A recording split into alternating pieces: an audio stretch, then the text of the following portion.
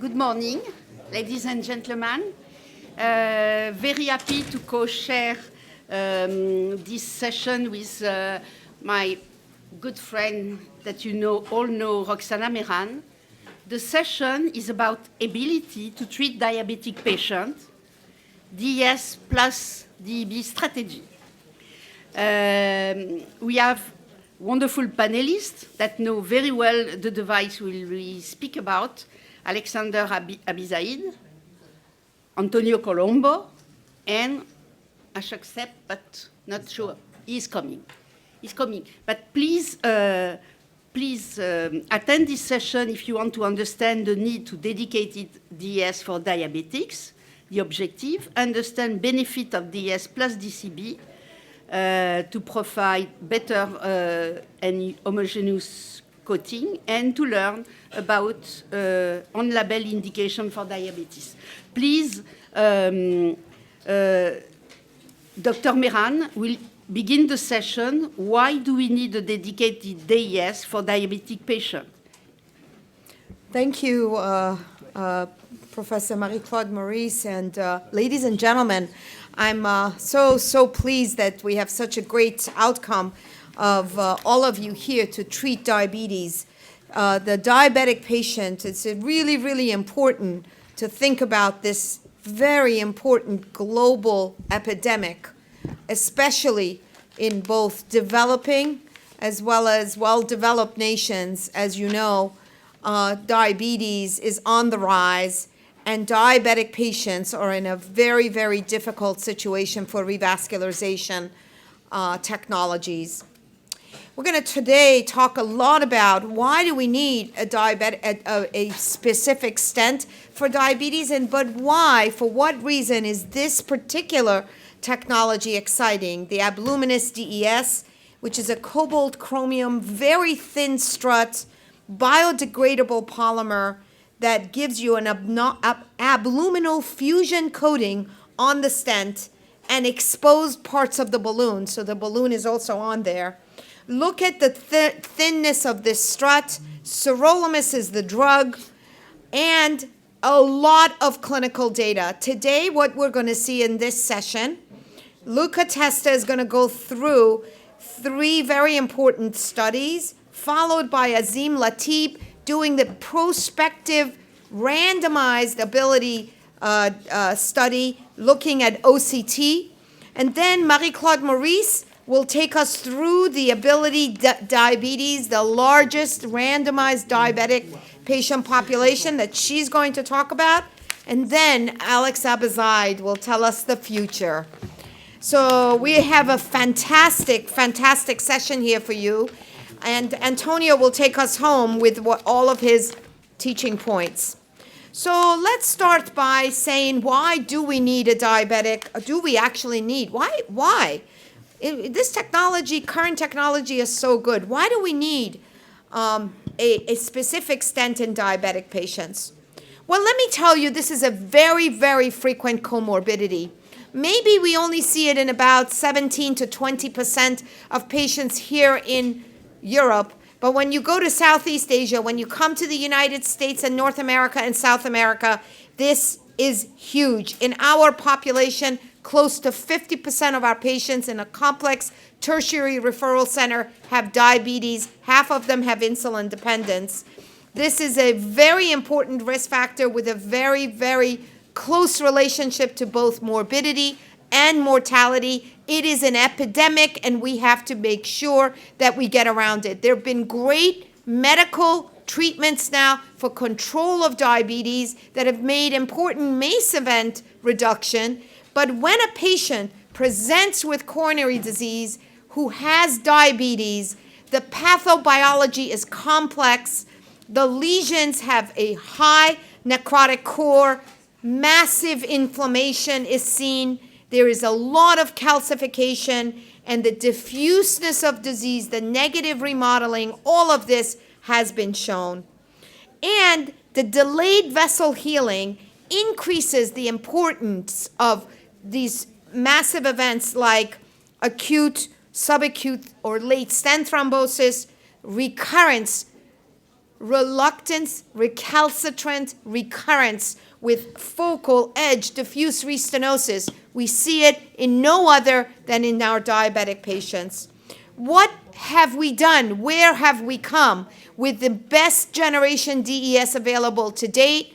Works great in non-diabetic patients, doesn't work so great in diabetic patients. You could see that diabetic patients, especially those who require insulin, do not gain the beautiful benefit going from first to second to next generation DES.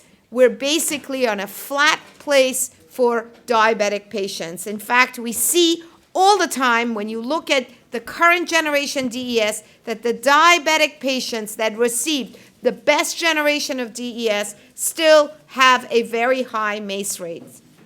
So what are some of the current things that influence in the diabetic patient? Well, it's the strut thickness. The thinner the strut, I think we get more headroom in these small diffuse vessels. It's very important for diabetic patients. The polymer, having it be biodegradable, is going to be important to reduce the inflammatory, the inflammation as a response to the durable polymers. And the distribution, if it's abluminal only, it could have a better result. And of course, the degradation time, the shorter, the better. The type of antiproliferative drug is important. Obviously, we're moving towards the limus and moving away from the Taxol completely, but very important is that stent balloon platform. And can you do something interesting?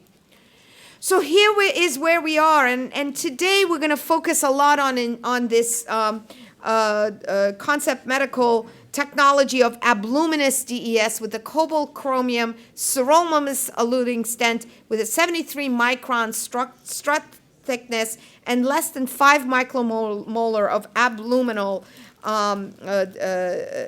coating. And what you're seeing here, as I said, the polymer degradation is just under 6 months. The coating is this abluminal fusion, and the drug is sirolimus with a biphasic drug release. And you see this, what's very, I think, the most important and differences, what is there before and what is innovative and different, is the important pre-crimping coating. The pre-crimped coating gives this uniform coating as the stent because is prior to mounting on the balloon, and then there is this abluminal coating with faster reendothelialization. And of course, very important is to be able to address this focal restenosis that usually occurs on the edges of the stent. Having the balloon just go a little bit outside is going to give better, more uniform drug elution. And then, of course, importantly, I think we could see, hopefully, an improved results in diffuse disease and of course, in AMI patients, perhaps with this uniform coating. Some of the preclinical experiences, we're going to today hear a lot. I'm going to just flash through these because, truthfully, a lot of the work is going to be presented, but the preclinical experience looks very, very good on with the 30, 90, and 180-day model with reduced inflammation and granuloma score. And as you can see, the clinical trial and the evidence is just building up, starting with the first in human with 40 patients, moving to a very big registry of 2,500 patients, the DEDICATE registry that is now ongoing. All of this Dr. Testa is going to present. And then, of course, I think a very important mechanistic study to prove this reendothelialization is going to be through what Dr. Latib is doing. So I'm not going to just show any of this because I know that Dr. Testa is going to do this, as is Dr. Azim Latib. But I love this study because it is really, really important and an important nidus for this major prospective trial that we've recently designed. So far, 60 patients enrolled in this very important study led by Dr. Azim Latib. And the most proud thing for me is to say that They are really working forward to solve the problem in diabetic patients. And the Ability Diabetes study with a prospective multinational, multi-center study with over 3,000 patients against the best-in-class DES is going to prove this, and Marie-Claude Morice is going to introduce this. So why do we need, is there even a question why we need another stent technology? We must address the problem of diabetes. Otherwise, we will continue to lose to bypass surgery. The patients don't want, they want to have a percutaneous solution. And the only way to handle this is not only improving the background therapy for medical therapy for these patients with the best-in-class anti-diabetic, anti-lipid, anti-platelet regimens, but also improving our technologies. So there's the innovative stent technology that we're going to see presented to you today through the clinical evidence that's building will hopefully culminate into improving, finally improving outcomes in our patients with diabetes. Thank you so much for your attention. Thank you very much. It was a wonderful introduction to that session. Let's say to see, maybe we will see if we convince after, but let's pull the audience at the moment. Who of you think that currently, with our good DES and with surgery in the most complex patient, we have all, and some DB sometimes, we are all that we need for diabetic patients? Raise hand. Okay, that's why you are in the session. Excellent. I have no more question. Question for We have a from Dr. Yeah. We want this to be very interactive. Question for Dr. Mehran. Anyone with any questions? I think we're going to get a lot of questions as we get this session going. So okay, so the first talk, Luca Testa, please. This Abluminous DS, real-world registry data from the EABL, e-registry and dedicate registry and beyond. Please. Good morning, everybody. It's a pleasure for me to share this room and this session with all these masters and friends. And it would be also a pleasure to show you some, I would say, some signals about the performance of this device in real-world setting, which of course is not the task, because the task is to confirm in a larger setting, a randomized setting. However, there has always been a start, and this is definitely the signal where we started to plan the progress of this.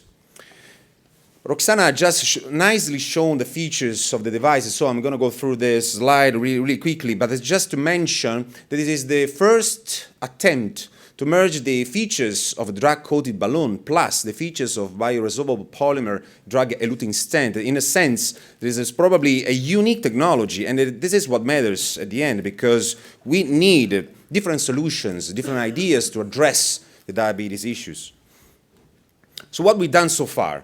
So we have the data coming from a very large registry performed in Asia. It's still ongoing, by the way, because of course the enrollment is ongoing and the follow-up is ongoing. We are talking about the ENABLE registry, more than 2,500 patients.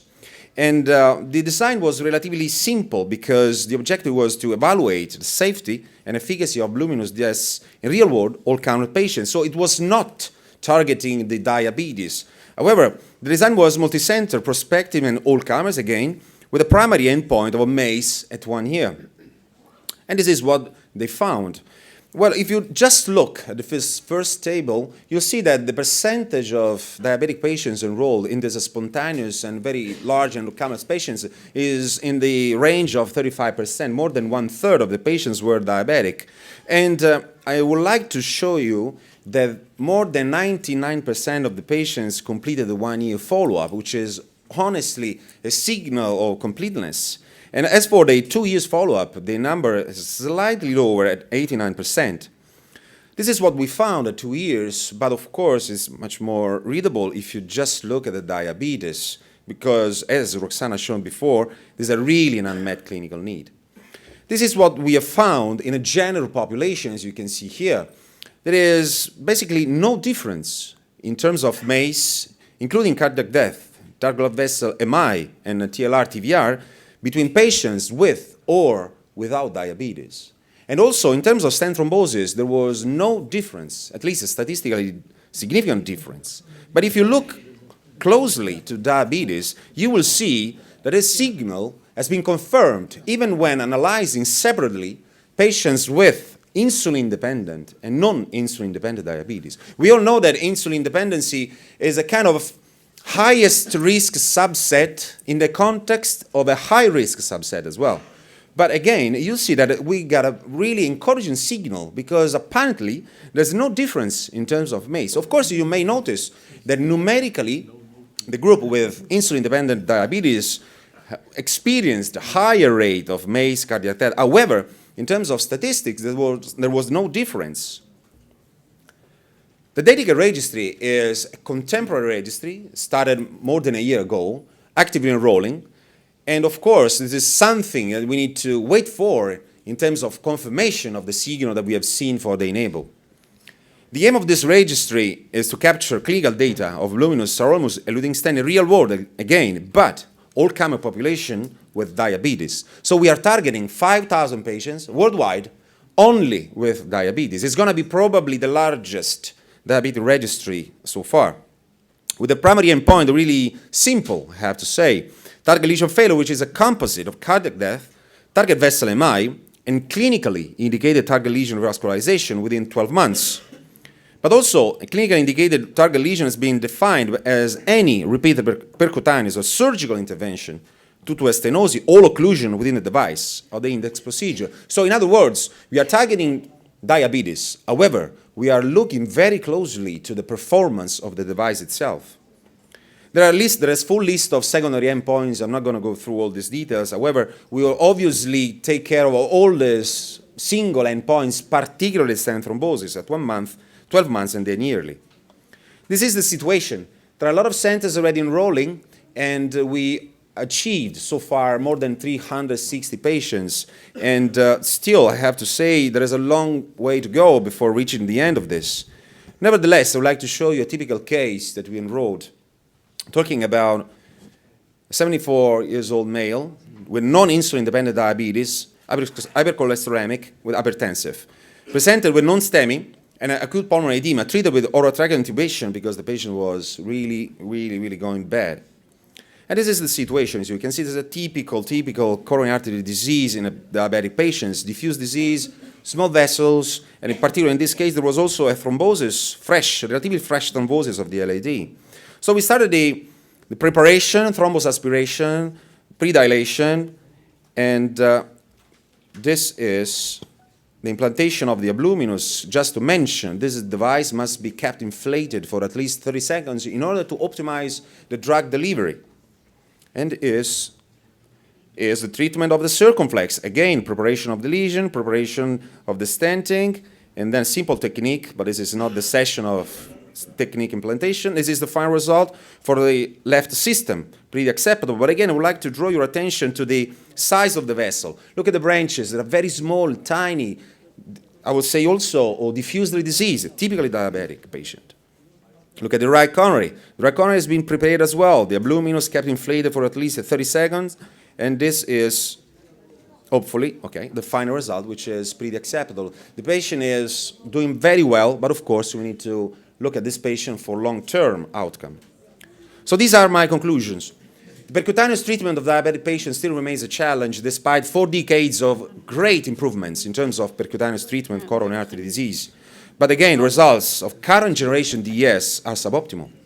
This novel technology that merges the features of a sirolimus-eluting DCB with those of a bioresorbable polymer sirolimus-eluting DES could potentially provide a better option. Thank you very much.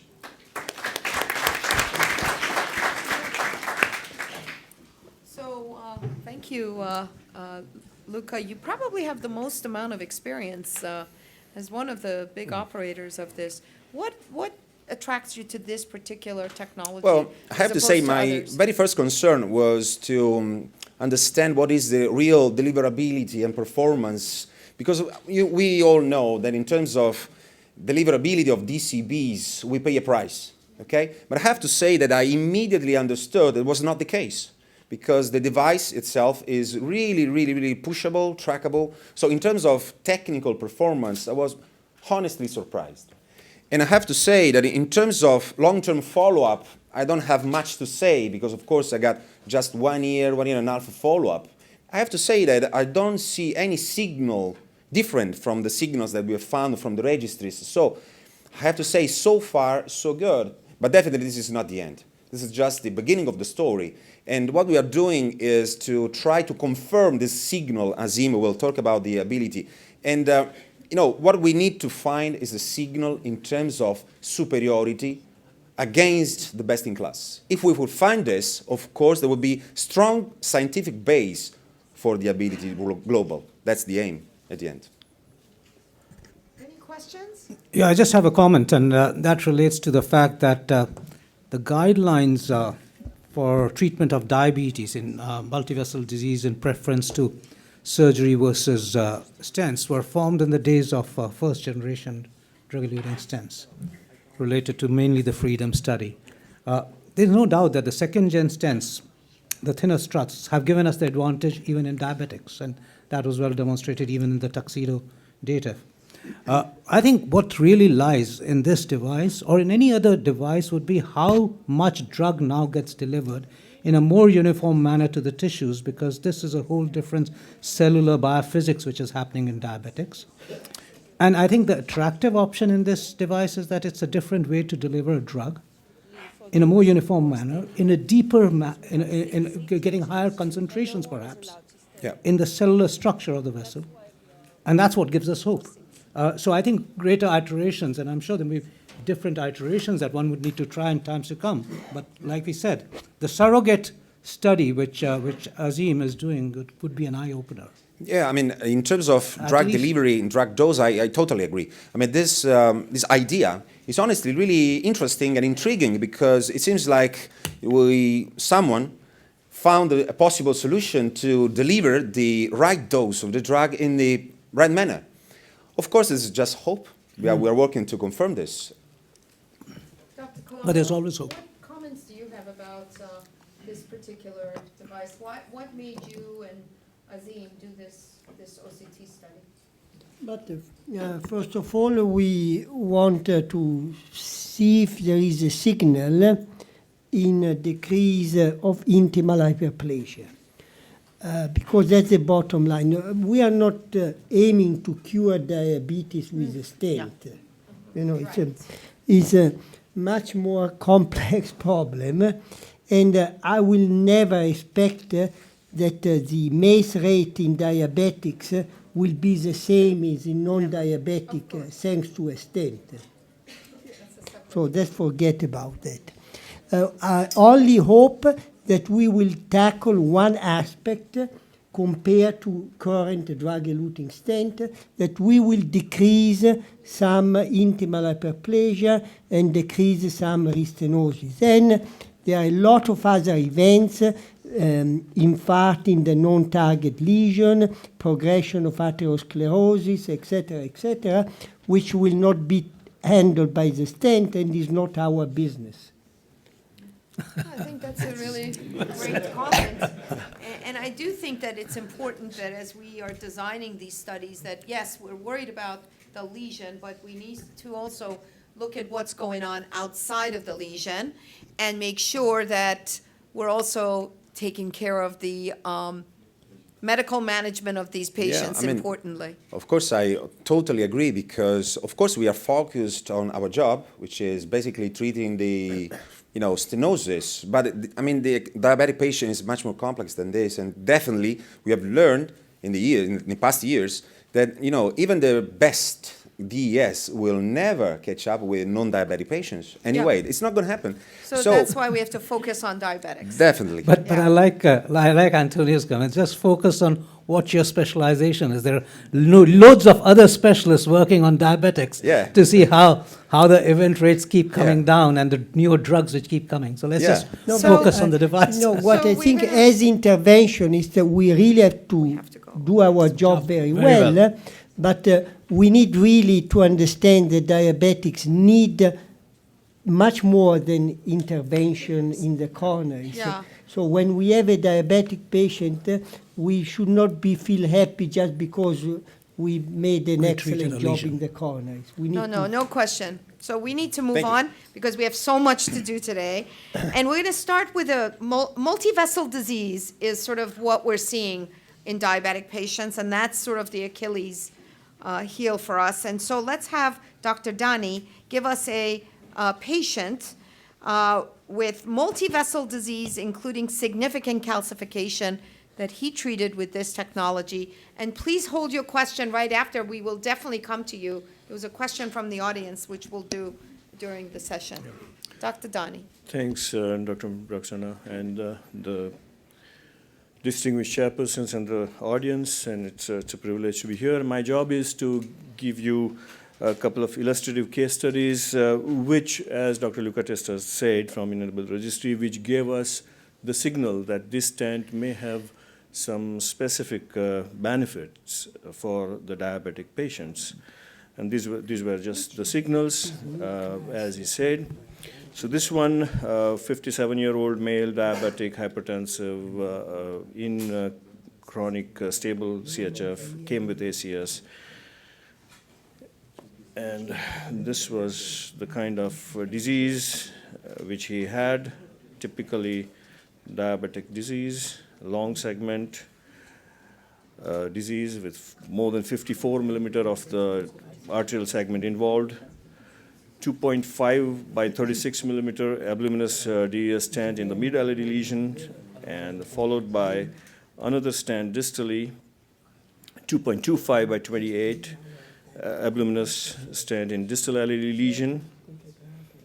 So total of, as you can see, 64 millimeter of LAD stented. And this was the final result with an MLD of 2.15 in the distal LAD with acute gain of 2.05 millimeter in the distal LAD. He had RCA lesion also. And you can see, though RCA was large, had a long segment disease. The lesion length was more than 40 millimeter, 41.1, and we had to that also cover with two stents, 3.5 by 40 and 3.5 by 12. And this is the final result, with MLD in the distal segment of 3.25 millimeter with acute gain of 2.81 millimeter. And when we checked him at 9 months, we were pleasantly surprised. He had almost pristine-looking stent, even in the distal vessel, late luminal loss of only 0.21 millimeter. The RCA looked even better. In the large vessel, the late luminal loss of only 0.01. There's another patient I'll just quickly go through and catch up with the lost ground. Won't take much long. 43-year-old male, diabetic, smoker. Had a long segment LAD lesion, much less challenging than the previous case, but again, quite impressive. Predilated with a tube balloon. 2.75 by 36 abluminous, post-dilated. That's the final result. And this one is a little more special because we have a follow-up angiogram at 5 years. Pretty pristine. Like that. So I think the technology behind the abluminous design, we started searching for the reasons for good results, and of course, abluminal coating, fusion coating, edge coating, formation of the thin biodegradable film, coating of the balloon. Everything probably provides faster re-endothelialization and addresses the problem of diffuse proliferative disease in diabetics and takes care of the focal edge restenosis also, specifically in diabetic patients. And these are the signals on which the further studies are based, as Dr. Lucatesta said. Thank you. Thank you. Very nice cases, especially the 5-year follow-up. There was a question in the audience just before. In the meantime, let's say we are with a new device that we don't know. Speak us about the technicality. Do we need to pre-dilate? How long the inflation? Do we need to post-dilate?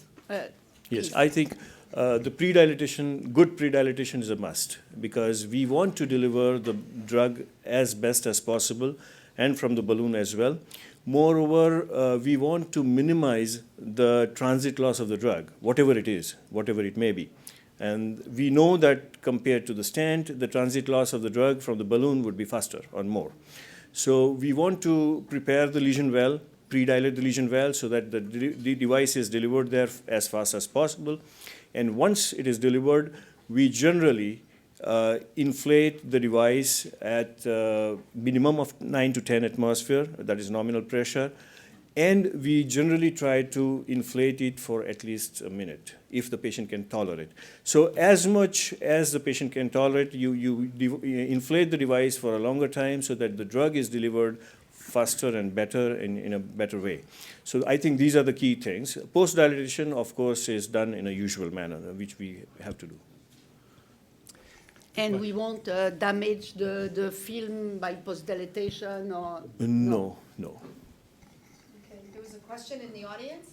Yes, it was just Ian Mehran from Northern Ireland. Just if I could push you a little bit more on the film. This is the unique aspect of this device, is this uniform film created. With post-dilatation, obviously there's a potential risk of disrupting that in some way, even though it is flexible. I'm just wondering from the Italian or the Indian experience, do you find concentrating more on pre-dilatation and preparing the lesion so that you have to do less post-dilatation is helpful? One may think so, but I don't think that is it's a problem. Pre-dilatation is done to deliver the device better and to make the drug diffuse better.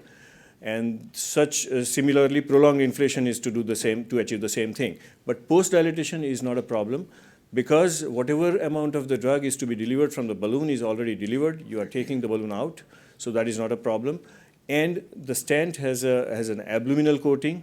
So post-dilatation theoretically shouldn't matter at all. And in the clinical settings also, we haven't found any problem with that. Just a quick question to Samir and Antonio. Antonio, we've been discussing, perhaps the potential advantage of bypass in multivessel diabetic patients, because the surgeons generally put the anastomosis distally, and if there is lesion progression, of course, the vessel will be protected. So looking specifically into this technology, and mostly when you have more diffuse disease, would you be a little bit more liberal to use longer devices, thinking that you could perhaps protect a longer segment of the artery, or this is totally imagination? No, I don't know. I mean, this is not new. About 30 years ago, Rick Kuntz gave a lecture at the European Society saying that we need to prophylactically stent the proximal LAD. At that time was bare Mehta stent. I don't know. I think before answering your question, which I don't have an answer, so I would say not no. I would say I don't know. I want to see the result of the trials. Yeah, we don't know, but I always like to see your intuition. No. You're very intuitive. My intuition is most probably no. Yeah. We have to still be. I have to say that I'm a little we bit more still have generous. to be discreet and stenting the lesions. Less metal than. I've never been in favor of long stents. So perhaps a good solution is abilumilus more proximal, magic touch a little bit more distal, right? But don't say that, because many people may not like. But I think in the real future, that's what we're going to go. But we have to get to the next talk. But there is this question, though. The balloon still has some coating after you deliver the stent. Should you stay a little bit longer? Should you come up and just massage the lesion up and down? I don't know. These are the kinds of questions that one wants to I think know. massage is We always good. typically try to inflate the balloon twice at least. Okay. So if the patient, especially if the patient did not tolerate the first inflation, then we always give 2 or 3 inflations. That's important. Yeah. Okay. The least trauma cost to the vessel is the best way Yeah. to do it. Okay. Okay, thank you, thank you. It was excellent. Thank you. Now, ability randomized. Yes, it's you, Azim. Marissa. Ability randomized control trial for diabetic indication, albuminous DES versus guidance, the imaging study. Azim Latib, please. Thank you, Marie-Claude, Roxana. Always a pleasure to be and particularly in this symposium. So I wanted to talk to you a little bit about the randomized study. I think Roxana a little bit suggested the importance of the study, and I want to reiterate why we think this study is so important. So the rationale really was, and I think thanks to our Indian colleagues, interventional colleagues who've been using this device for a number of years, started showing us this data and suggestion from their experience that this stent was doing better in diabetics than they expected and better than the conventional stent. We've discussed how important restenosis is in diabetics and how often we need to treat diabetics. And so we became very interested in really understanding what is the mechanism of efficacy in diabetics. And so we thought the best way to do that would be to do a more smaller, more mechanistic type study where we really understand, are we inhibiting neointimal hyperplasia? And in the past, maybe we would have done that with just angiography and late loss, but now we have, I think, more refined ways of measuring late loss, and so we thought we'd use OCT and look at neointimal stent volume. So this is how we designed the study. We wanted to compare both angiographic as well as OCT outcomes and the clinical performance of the luminous DES versus everolimus-eluting drug-eluting stents in patients with diabetes. It's a randomized, multi-center, single-blind and controlled clinical trial. So far, there's 7 Italian sites. These are diabetic patients. We included type 1 and type 2. We're randomized in a 2-to-1 ratio. In total, we calculated probably 165 patients will need to be enrolled, with 110 in the luminous group and 55 in the everolimus-eluting group. The primary endpoint is in-stent neointimal volume at 9 months post-PCI measured by OCT. And really, we think that OCT will really help us to understand strut coverage, but really how much neointimal volume there is compared to one of the stents we've been using for the longest time. We'll also look at secondary endpoints and clinical follow-up at 12 months. The other secondary endpoints, so the primary endpoint, really efficacy and mechanistic, looking at OCT, and then the secondary endpoints, looking at all the clinical endpoints. So this is where the study is so far. These are the centers who are involved, and I think some of them are here, and I really do want to thank you for what you've done so far in enrolling patients, but I really want to, again, stress how important it is for us to get the study finished. This study is really going to help Roxana and the rest of the team understand how do they power the big clinical study of 3,000 patients. And I think having this mechanistic study will help us all feel a bit better as, do we really have a device here that can inhibit neointimal hyperplasia in diabetics? So Luca, who's really been the top enroller, and I can't acknowledge him enough, Luca, thank you. Without you, the study would not be going anywhere, but he needs help. So please help. If there are other Italians who are here who think they can enroll lots of diabetics, come and talk to us afterwards. We still maybe have a couple of spots. If you can promise you can enroll lots of patients. Okay. So maybe a little example of a patient from the study. So this is a 74-year-old male, non-insulin dependent diabetic, hypercholesterolemic, hypertensive, who came in with this long lesion in the RCA. The left system was fine. Was treated with pre-dilatation. And there was a lot of discussion before about lesion preparation. our approach in the study, Luca, Antonio, and myself, has been these are diabetic patients. They have more complex disease. They often have more calcium and more complex plaques. So really, we think that pre-dilatation is very important, irrespective of the stent you're going to be using, particularly in this diabetic population. We implanted here a 3x28 luminous DES at 14 atmospheres and post-dilated, as we routinely do in our practice. So this was the final result. And in this patient, we also have, I'm actually going to go to, it's gone. I'm going to show you the OCT. I'm sorry it's not bigger, but I think the OCT at 9 months in this patient is reassuring because it's showing good coverage and really minimal in neointimal hyperplasia. This is one case. It really doesn't mean anything until we finish the study and we can really then compare the two groups. And this will be done by a core lab, so I think that it will be done in a very and sort of non-biased fashion. So in conclusion, I was really short. I mean, this is just an appeal. I think my presentation is more to tell you how important I think the study is for us to understand really how mechanistically this device works in diabetes, how good it's going to be to inhibit neointimal hyperplasia and neointimal volume as measured by OCT. I think it really will give us the data we need as far as the efficacy in diabetics and help us to power and understand better what we'll see in the large randomized clinical control trial. Thank you. Questions? So I think what I would like to have a clarification about is, for late loss, over the period of years, we had enough data to differentiate what sort of late loss difference translated into restenosis. Say, for example, we knew 0.3. It's like 0.25 is no different to 0.15 as far as restenosis rates are concerned. It would just be more neointimal hyperplasia versus less, but doesn't translate into restenosis rates. But we knew the fact that 0.3 and above gave us higher restenosis rates.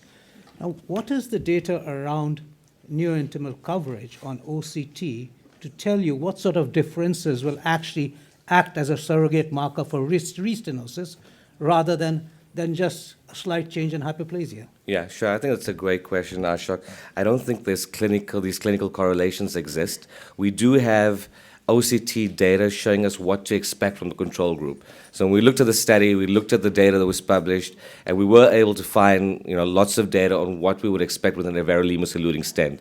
How that correlates, a volume then to actual 50% restenosis or binary restenosis is not as well documented. It's obviously dependent on multiple variables, including vessel size, so we don't know that. But here it was more, often I think angiography and measuring late loss has its limitations, particularly if you have a device that's extremely effective in inhibiting, I think, intimal hyperplasia. And so that's partly why we thought this would be a more modern day and effective way of actually looking at the degree of hyperplasia. Roxana? So in my mind, I think the reason why I think the OCT study is so very important is that not only it will give us a mechanistic approach of the late loss volume and whatever it is that the neointimal volume, which is your primary endpoint, it will also give us the understanding of the homogeneity of the tissue that's forming inside of the stent. Absolutely. That's very, very important. If there's a microfilm here that should be giving us a homogeneity, a homogeneous pattern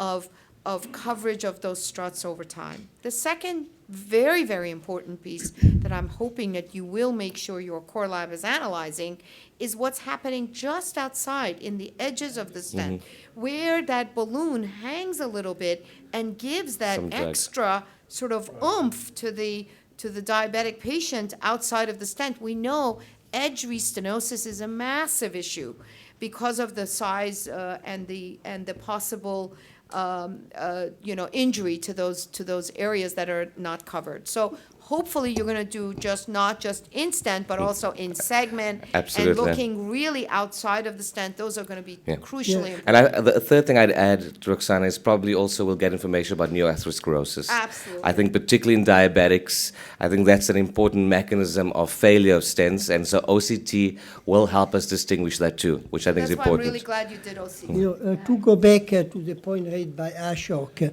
I think the number of 0.4 0.035 as the late loss threshold to develop restenosis. It's not really fixed because it depends of the acute gain. If you have less acute gain, the threshold of late loss will go down to develop restenosis. And I believe in diabetics with a lot of diffuse disease, the acute gain will be less. So you will need less late loss in order to prevent restenosis. Okay. Good.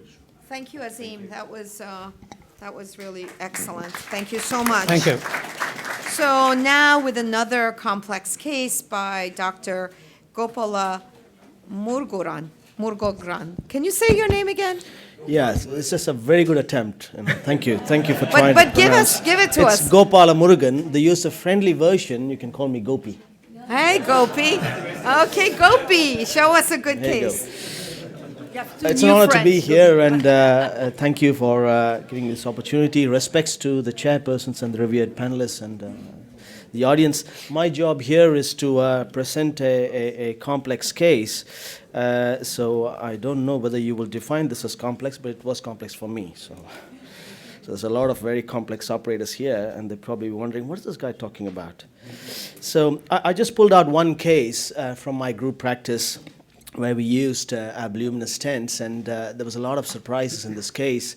And this was about a year, 2 months ago. This is 2018, we did this patient. So let me share the case. I have no conflict relevant to this case. So we had this 58-year-old man. There was a lot of talk on small vessels. Presenters showed some really small vessels, diabetic, but in India, they're all small. And Indian diabetics are small. So that is the small vessel I'm dealing with, and many small vessels shown here to me are really juicy. They're big. So let me show you some really small vessels that we treat.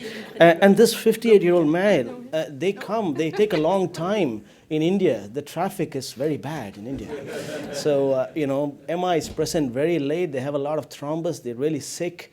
And many a times, because they present late, sometimes even though we do a good angioplasty, the LVs don't recover. So you have this really dilemma, are we really going to do good? You really don't know. Well, we still do it. So this patient came from another hospital. He had a cardiac arrest. The mode of arrest was a VF arrest, was successfully resuscitated, shocked, and he's a diabetic, on insulin, 7 years, non-smoker.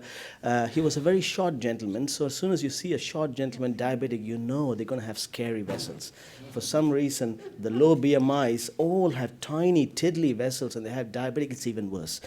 But we decided to take him up. He came into our ER. He had renal function test done in the other hospital where the creatinine was 2.4, making things even worse. So we are usually very, very conscious because many patients end up diabetic patients. We don't have the renal function. We assume everybody has renal dysfunction. We assume everybody are dehydrated. So we are very, very careful.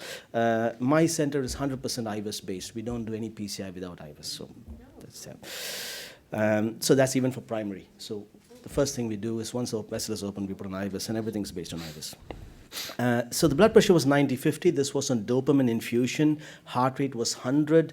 Respiratory parameters were adequate. He didn't need ventilation. That was a relief. ECG showed repolarization abnormality. I had to knock off a lot of slides because I was told your presentation will stop after 8 slides, so apologies. Echo showed severe LV dysfunction. Coronary angiogram showed an unobstructed right coronary, and the left coronary was very diseased, so we decided to do a PCI to the left coronary artery. After doing the diagnostic shots, before the diagnostic shot, I told the relatives, we are going to do a life-saving procedure. We will make sure the procedure is going to be successful and he will live long. After the angiogram, I went back and told them, well, we are going to try and make him better, but he may die eventually. So that was the feeling I had. I'll show you the angiogram. I hope you'll agree. So after the angiogram, we put an upfront IABP because the coronaries were really bad, hemodynamics were bad, and we decided to have ECMO standby.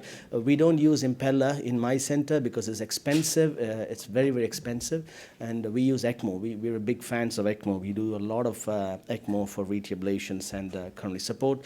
By saying standby ECMO, we have arterial venous access ready. We have the ECMO machine in the cath lab table, and we have a short-term oxygenator, 6-hour oxygenator primed.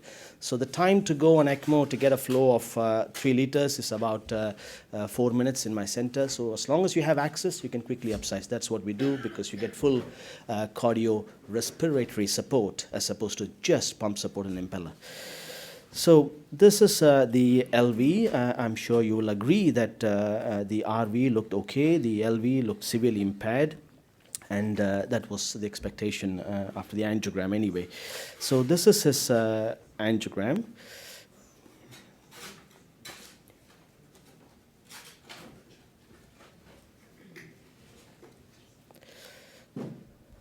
Do you think they are small vessels? I'm sure you'll agree. They're really, really small vessels. So you can see very scary coronary artery, diffusely diseased left main, diseased LAD. You can see a lot of calcium in the LAD. I'm sure, we are not going to be thinking of rotablation in acute MI setting. That's out. How are we going to dilate this vessel? And you have a choice of which one you are going to give up because there's a circumflex and there is a decent size intermediate. So based on this anatomy, I took the approach that I will just revascularize by securing the LAD and the intermediate, and I'm going to give up on the circumflex to make my job easy because I know I cannot do a good job with all 3, but I know I can try and get a good job with 2 vessels. So that was the planning. So we started with a wire. The wire would not go down, and then I started sweating at this point. Then I took a lot of balloons with balloon support, managed to get a pilot 150 down carefully. You can see here the resistance and the guide backing because none of the balloons, even a 1 balloon would not go past the mid vessel. Then with multiple balloons, which I'm not showing here, we managed to get a balloon down, inflate, and dilate the tightest calcified part.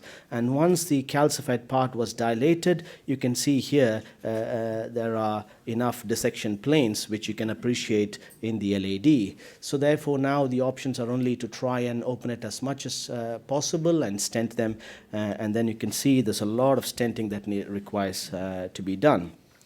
So subsequently, I decided to take NC balloons. You can see the dissection planes here and dilated it well. Once the balloons were all well dilated, then we decided to take stents. So the stents had to be delivered with the guide extension systems in the form of Guidezilla.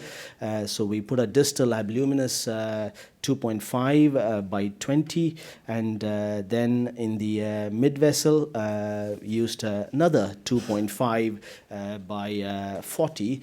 2.5 is a small stent for mid LAD and proximal LAD, but that's the size of the LAD he has. So, and that we went up to 3. So I will just wait for the second stent to be delivered. You can see this is a long stent, a 40 stent.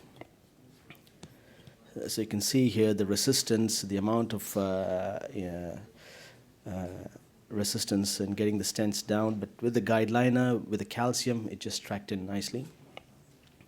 So the idea was to first secure from mid to distal LAD. So here you can see I was reasonably happy with the mid to distal LAD. I'm just going to show this. So here, the mid to LAD was secured. Next, my task was to secure the intermediate and then do the bifurcation into the left main.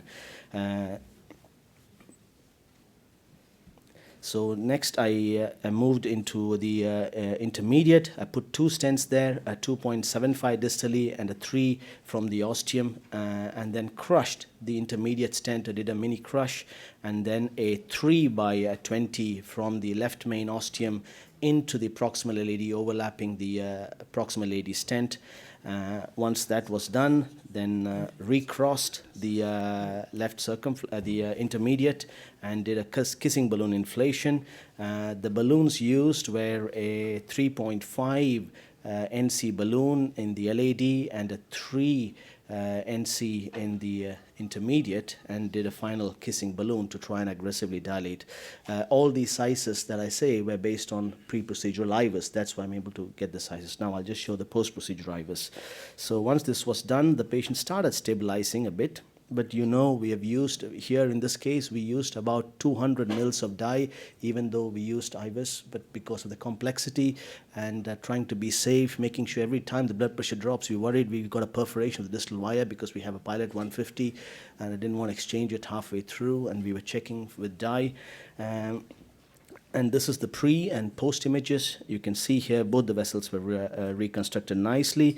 And this is the final IVUS. In the interest of time, I just took the snapshot of the carina, which is the most important area, which looked reasonably pleasing to me.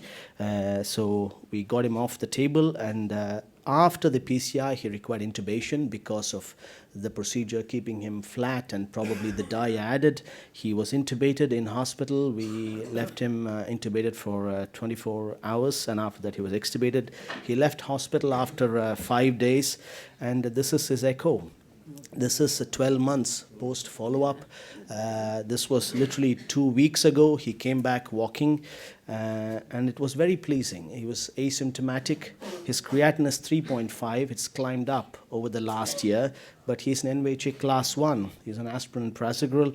And just to give you a comparison, that was the pre, this was the post, and this is the sickest cohort of patients. Very sick, acute MI, diabetic, small vessel, and we put 5 stents here, and all that gave a very good outcome. I did not do an angiogram with his creatinine of 3.5, but I didn't think that was necessary because we had enough functional information. Whatever the coronary looks like, it is doing a good job to the LV, and he's asymptomatic, so I didn't see an indication for an invasive angiogram here. So in summary, my own experience, I think abluminous offers benefit to diabetic patients who have small vessels, and I think that the main advantage is the massage to the inflow and the outflow, which is very important. Many a times we oversize the stents. The vessels are only 2, we put a 2.5, so invariably a normal stent balloon is going to cause some disruption of the inflow and outflow, which would explain why we always end up getting inflow-outflow pathologies. But in an abluminous stent, you have the inflow-outflow portions of the balloon also coated. That is going to give that extra protection in the inflow and outflow, which would explain the low TLRs in diabetic small vessels, is my personal thought. In the very sick patients, they produce very good outcomes, and that is in line with the registry data published in JACC by Dr. Samir Dani. And the key contributors, I think, is the technology, which is the balloon coating, the stent coating. More importantly, the edges, the balloons give a little massage with drug along with the stent. I think that's a very important point. Thank you. Thank you. Thank you, Gobi. Sorry, we are late, so no questions, sorry. But it was really excellent, very, very nice case. Now I call Dr. Vicinelli for the Italian experience with abluminous in unprotected left main. Please. Good afternoon to everyone. Thank you for being here, to the chairman, to the dear colleagues. I will present not a case, but a little registry on the unprotected left main treatment with a novel generation DES, which is the abluminous, with a good 2 or 3 years clinical outcome. In the last 2 years, there have been made some meta-analysis and studies about the left main, so this is a big issue for the interventional cardiologists. The difference between guidelines in Europe and US are well known to everybody. In Europe, less than 22 Sinta score is suggested the PCI. In US, the CABG. But the MACE in high-risk patient is different from the CABG and the DES, and in low to intermediate patient is the same in PCI and CABG. This one with the first generation DES, not the second generation or last generation DES. I want to skip the Excel trial, but just to focalize the depression of the patient between, in the subgroup of the Excel trial, between CABG and PCI, where we can see that at the moment of the angiography, the patient, when you tell them that it can be underposed to CABG or PCI, is the same. But at 1 month and 1 year, there's a big difference in the depression state of the patient. So we've made a little registry about the left main treatment with abluminous in non-protected patients. The inclusion criteria was non-protected left main stenosis, and the exclusion was the guideline surgical revascularization, with a primary endpoint of MACE in terms of death, myocardial infarction, urgent target vessel disease, TVR, TLR, and angina. 71% of the patients were male with a mean age of 65 years old, DAPT with clopidogrel or ticagrelor in the majority of the cases, and the mean length of the left main was 13 millimeters with a luminous DS caliper of 4/16. Right dominance in the 83% of the case with critical stenosis in 65, and 23% of these were CTO. Predilatation was 83%, and post-dilatation was quite mandatory. Procedural success was 100%. So, which was the clinical follow-up? Was clinical by a visit, obviously, a stress test, and in case of doubt about the stress test or positive, an angioscan or angiographic follow-up. But we can say that at 36 months follow-up, we have no events in the 37 patients enrolled. In conclusion, safety and efficacy in non-protected left main treatment with abluminous probably can be afforded. And then abluminous DS, for its particular zinc coating technique, represent an excellent strategy for the treatment in complex lesions. And now I have added 3 cases of the patient treated with the same. The first one is a female, 43 years old, with obesity, previous tabagism, dyslipidemia, and beta blockers for hypertension, recovered for an ACS with a normal ejection fraction and normal AV valves. This was the situation, with a right coronary artery dominance, with a tight subocclusion in the left main. We treated the patient with a dilatation 2.0, abluminous 4/15, and then post-dilatation with a good result, which was also demonstrated by the IVUS control with a 5.3 millimeter per 6 in the left main. The patient was discharged with the typical therapy on DAPT, ticagrelor, PPI, beta blockers, a statin, and no symptoms, and 24 months follow-up with a normal test, which is this one. The second case is quite different. It's a male, 71 years old, diabetes, previous tabagism, enrolled with a STEMI with late presentation about 10 days before, with a 58% ejection fraction, hypertrophy of the left ventricle, apical hypokinesia, and the situation was the same. Subocclusion of the left main, right coronary artery dominance with no stenosis, just a little atherosclerosis in the proximal part, predilatation, as we said before, abluminous 4/20.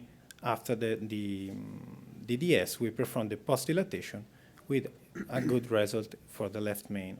In next days, we treated the LAD and the circumflex.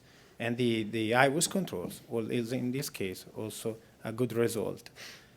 Ticagrelor, aspirin, AC inhibitor, beta blockers, no symptoms, 24 months, with the same normal stress test. The third is a particular patient because it is a bypass patient with a CABG, 77 male with hypertension, dyslipidemia, CABG, AV block, pacemaker, several PCIs, and was recovered for an unstable angina with 43% ejection fraction.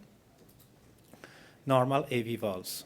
The situation was this one: lima occluded, venous graft 75% stenosis treated with DES, left main LAD 90% stenosis, circumflex not stenosis but right coronary artery occluded. We performed a predilatation, stent choice, stent always choice, abluminous 4/12, kissing balloon, pot, and final result. And also in this case, the IVUS control was good. Long view and short axis, and then the same therapy of the others. and also in this case, at 22 months, no symptoms at all. Thank you so much.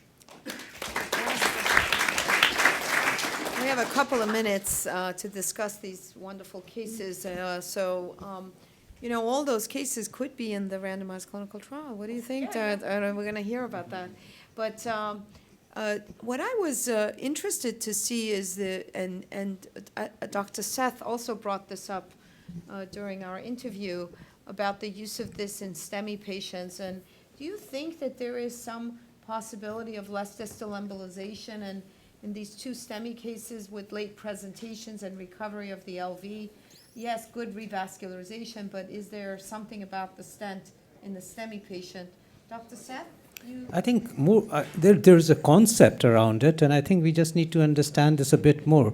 This film, which is there, is like a continuous mesh, and perhaps may behave as a continuous mesh when you implant it for a higher duration of time or a longer duration of time, and then as you deflate the balloon, may prevent distal embolization. It's a hypothesis, and I think we just need to do a bit more animals also and understand this, because the key of it, of course, would be to do a ACS study as well, and that's, I think, something which we do intend to do in India with this device. Paolo, the likelihood that you're going to use kissing balloon for bifurcation left main is high, right? So have you thought, or do you have any case that you did kissing with magic touch in the side branch? Do you think this is a good indication? Yes, if we treat the left main and LAD, keep it open the circumflex we use to practice the kissing balloon with the magic touch on the circumflex, left main circumflex, and the normal balloon to the inside the abluminous. Great. It would be great to see the follow-up I of want those patients. also to add that we cannot perform 1 minute inflation in the left main, so we made 2 or 3 inflection about less than seconds. Balloon. Sure. Go right back and open. Well, this is It's great. quite impossible to take 1 minute to inflate the balloon. So just one more question I have is the characteristic of a stent in a left main obviously does mean that it should be able to expand much beyond what its nominal diameter is, and that's how you put the stent into the LAD and bring it to the left main. So does the 3.5 go up to a 4.5, 5? What's your experience around it? And what does it maintain its integrity at that level? In case we inflate both in the terms balloon of drug and the film. Sure, but in case of the inflection of balloon 12 atmosphere, for example, in left main LAD, we move back the same balloon of the abluminous just in left main and going up more than the other one, 16 to 18 atmosphere, just to dilatate better the first part of the stent. No, I'm talking about the size. There's a real difference between the size between LAD and left main.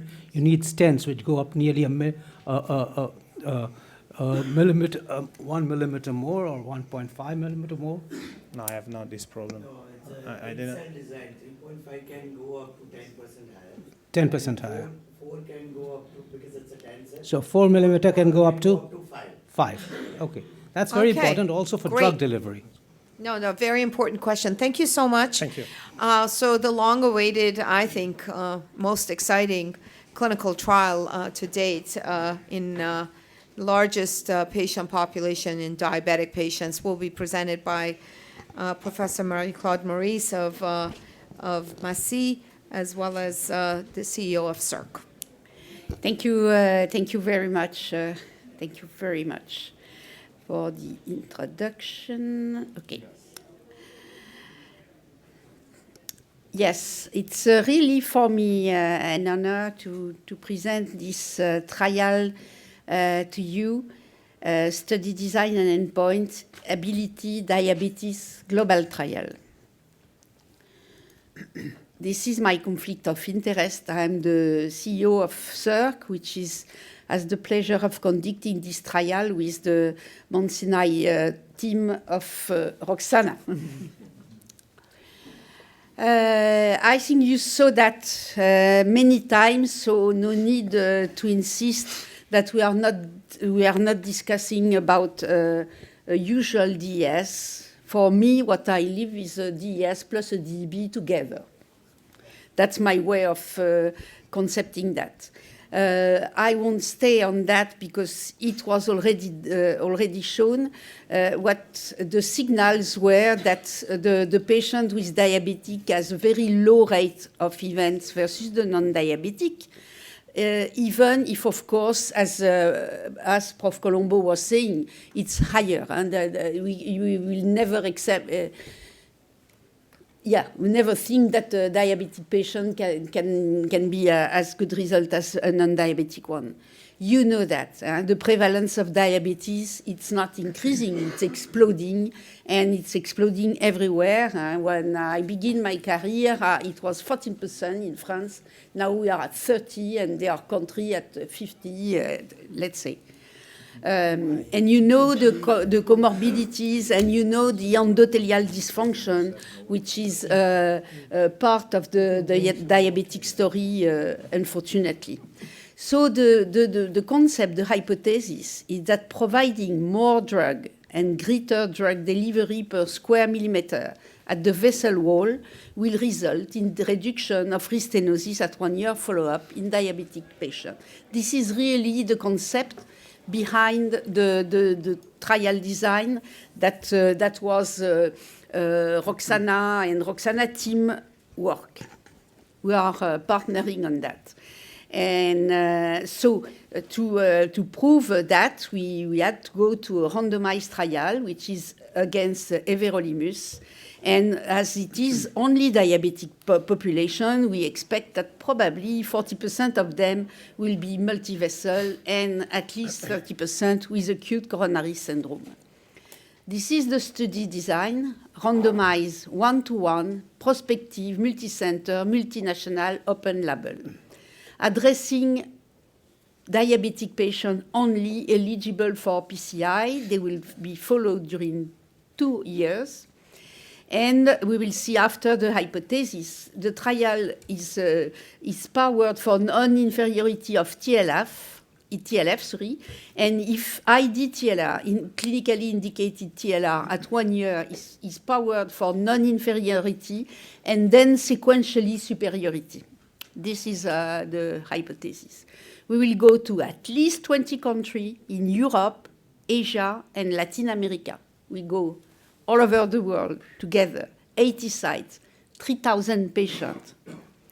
And it's the albuminous DES, the invention scientific, against any Xience version.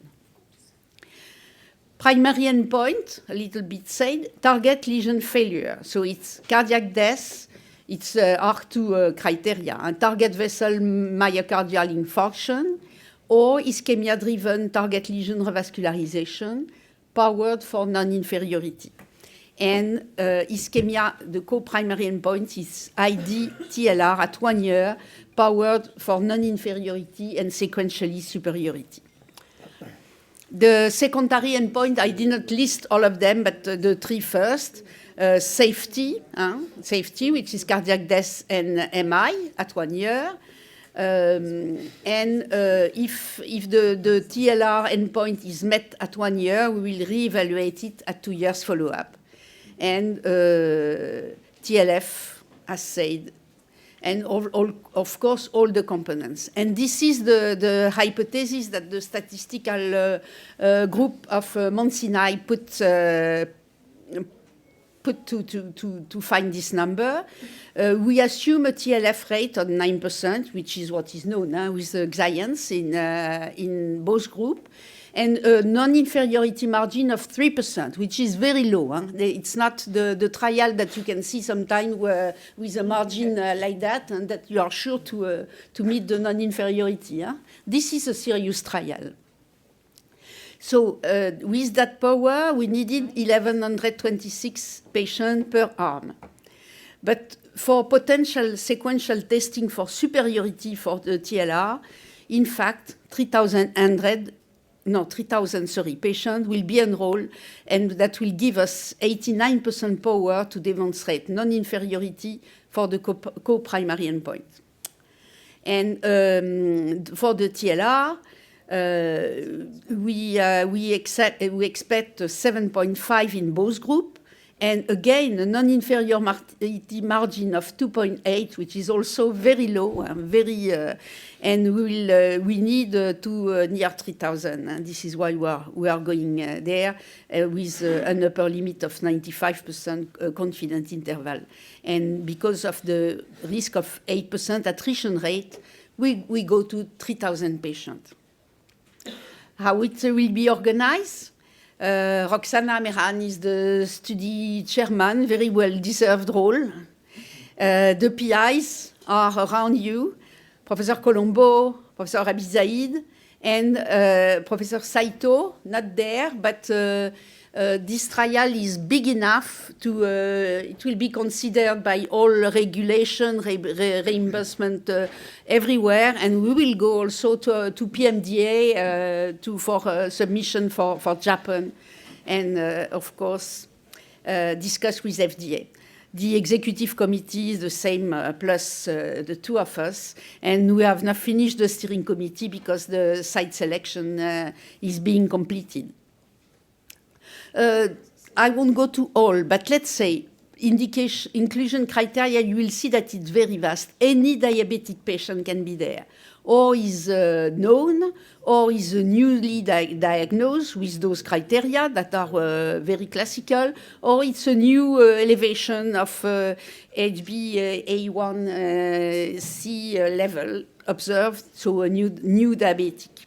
And of course, they must be symptomatic or having ischemia, but they can be stable ischemia, silent, and non-ST elevation SES. We wanted to avoid the ST elevation SES and the cardiogenic shock just for matter of consent, which is always a nightmare in those populations. And there is really no limitation on the number of treated lesions, number of vessels, or lesion length. And we have, let's say, large range of size of stent, 225 to 40, and they can be treated with one or multiple stents. So you see very large inclusion criteria. It will be a real all-comer diabetic population. Management, of course, Concept Medical is a sponsor, and let's say we all agree that it's very courageous to run such a trial, and we are very happy to be part of it. Monsignai will take care project management, CEC, data management, and stats.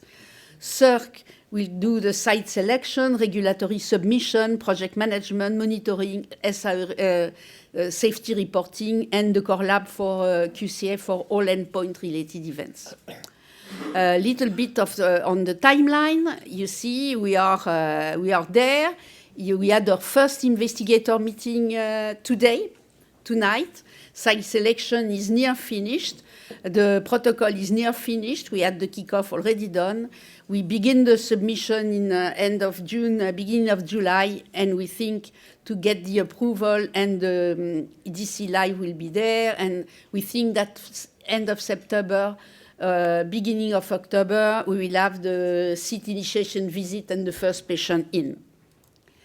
Ladies and gentlemen, it's a real pleasure to be able to, with this team, which is dear, to conduct really the largest randomized global trial dedicated to diabetic patients. There has never been such a trial until now.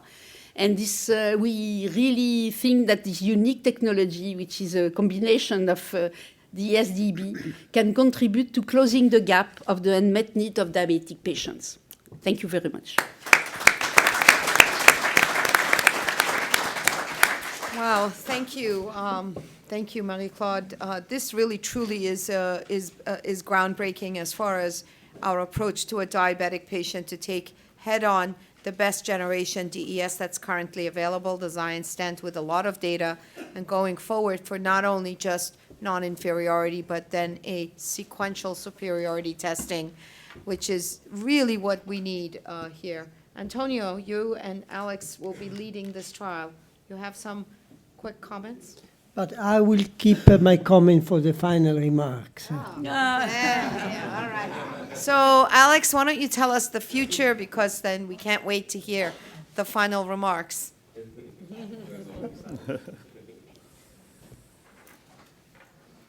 Well, I promise that I'll keep that in 5 minutes, 5 or so.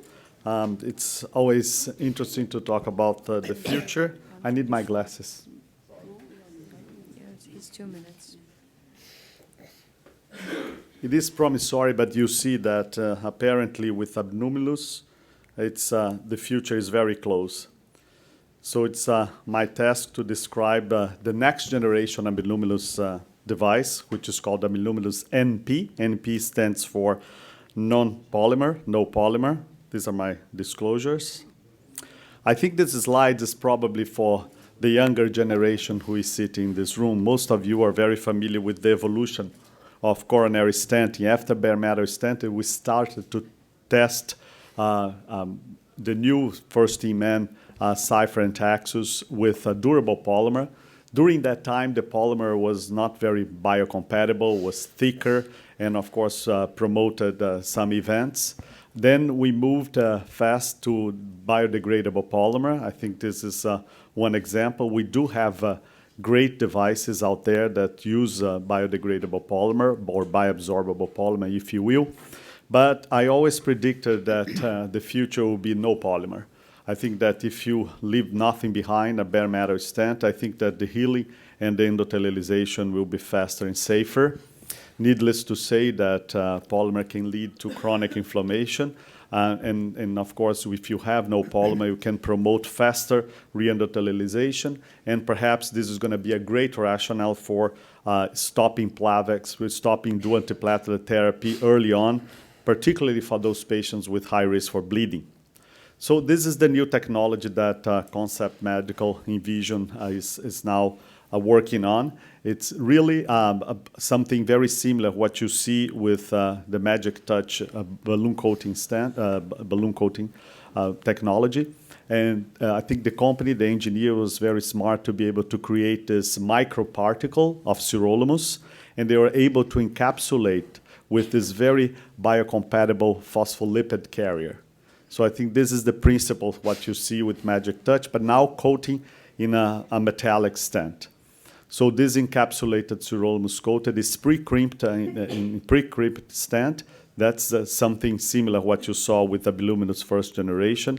And the submicron sized sirolimus drug particles penetrate the deepest layer of the vessel wall. So this is perhaps a better illustration of what I just talked about. Again, very similar. It's a fusion of the technology that you see with Abiluminous plus Magic Touch.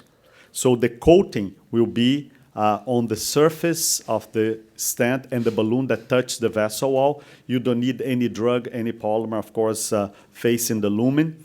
And again, as you see here, those are micro particles of sirolimus that is encapsulated in this carrier, phospholipid, which is more hydrophilic and will be able to penetrate into the vessel wall and release the drug slowly. So some of the features are better described here. Again, abdominal coating. This is something that we also always wanted. A polymer-free encapsulated nanocarrier. This is what I just described. And the fusion coating. Fusion coating is this principle that we've been discussing the last 1 hour that includes the coating of the stent, of the metal, and the balloon. So it leaves little gap. So we're going to, in other words, optimize the drug transfer, particularly in those patients who are more proliferative, including the diabetic population. And the polymer-free concept, we've improved, and Marie-Claude did a wonderful job with leaders-free. And you saw that we're able to give 1 month dual antiplatelet therapy in a polymer-free technology. So my question to the company, my first question was that by having a polymer-free device, how is going to be the release kinetics of sirolimus to the vessel wall? And this is the good news, because you see that it mimics what we see with the best-in-class metallic scaffolds, metallic stents, that we still have some drug being released up to 40 days. Of course, we have the burst release, but then there is a continuous release of the drug over the next 40 days. Just perhaps 1 or 2 slides to show the preclinical work that has been performed with this new technology. you see that at the end of 9 months, you see a biological effect, inhibit neointima formation with a late loss of 0.19 millimeters and 0.16 millimeters. So there is an anti-restenotic effect of this polymer-free device. But also, most importantly, we have a good healing with good endothelialization in most of these stents that were tested in the preclinical scenario. So the fact that I said that the future is here, there was a study that was already included 90 patients with this technology, and the study design is described here, a typical first-in-man, but with a little bit more aggressive number of patients, close to 100 patients, with the primary endpoints as clinical MACE to see safety, and of course target lesion revascularization to document efficacy. And the main results are summarized here up to 1 year. MACE was 2.2%. We didn't see and capture, at least so far, any case of revascularization, target vessel MI 1.1, and 1.1 cardiac death. So I don't know how much adjudication you have performed so far, but this is very encouraging data with this polymer-free technology. And again, this is my last slide. I think that the polymer-free DS will address the polymer of induced inflammation at long term. The abdominal coating is always extremely welcome, since this is the strategy to ensure faster healing. We don't need any drug, any polymer facing the lumen. The submicron sized drug particle really is going to help to transfer sirolimus to the vessel wall. And the polymer-free concept will certainly be a great rationale for us to stop Plavix early on if we have patients that need this kind of clinical scenario. Thank you so much. Thank you. That's extremely promising. So now it's your. It's not that easy, huh, Antonio. Huh? But we. Yeah. You have to be small. Yeah. Okay. So we deserve your concluding remarks, please, Antonio. So first of all, I want to thank all the presenters and Concept Medical for not only putting this symposium together, but all you are doing in developing new technologies. I don't want to be rhetorical, but I think this is an historical day. Because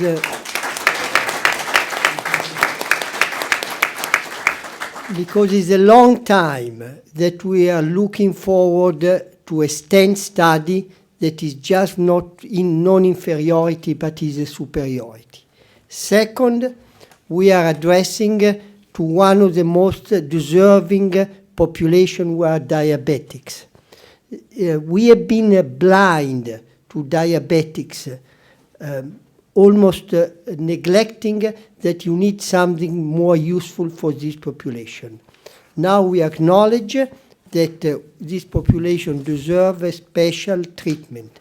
Of course, as I said, stents are not going to solve the problem, but when you have multiple issues, you have to tackle multiple steps. So this will be one step. It's not just the dose. For people that are old enough, they may remember the Johnson & Johnson ran in Brazil, in São Paulo, and Alex knows, a double-dose sirolimus study published in one of the first issues of Aero Intervention called the 2D study, double-dose diabetic. And that study failed.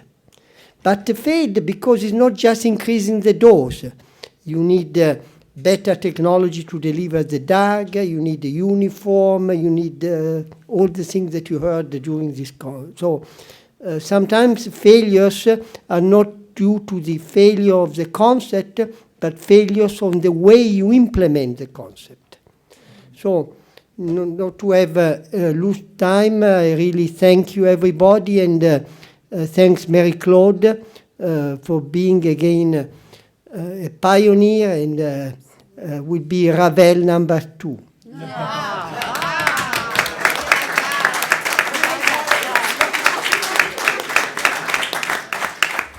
That's an objective. Oh, thank you. Excellent. That was great. Yeah. Well, Wow. This is an emotional day. We just came from the Ethical Award.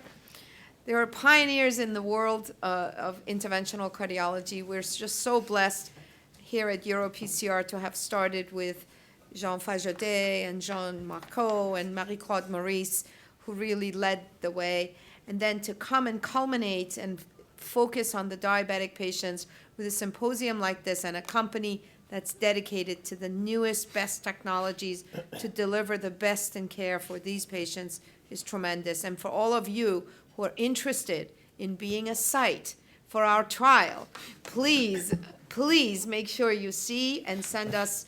There are I think there are people here from Yeah, CERC. yeah, the project leader, please. Yeah, project leader, yeah. You can go to, give your name, yeah, and CERC team around. This is going to be a global effort, and when the results come out, we're all going to be extremely excited to actually tackle this important epidemic, at least from the stent point of view. And then, of course, the medical management is going to be very, very important in these patients. Thank you all for coming. We got to get out of here.